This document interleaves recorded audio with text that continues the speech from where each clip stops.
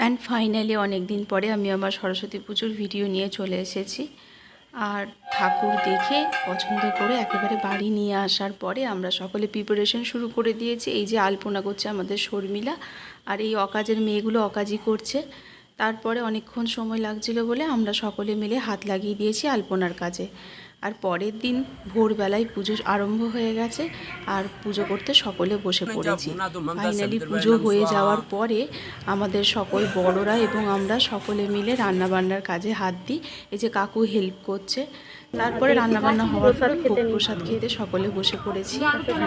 আর এখানে আমার মিস্টার ছোটিকে খেতে দিচ্ছে।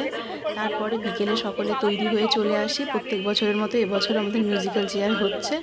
অ্যান্ড তারপরে অনেক বেশি নাচের আয়োজন, একদম উড়াধুরা ডান্স করার পর ফাইনালি আমাদের এবছরেরও সরস্বতী পুজো এইভাবেই কেটে গেল আনন্দ মজার মাধ্যমে। তোমাদের সরস্বতী পুজো কেমন কেটেছিল অবশ্যই জানাবে। আবার দেখা হচ্ছে নতুন একটা ভিডিওতে। টাটা।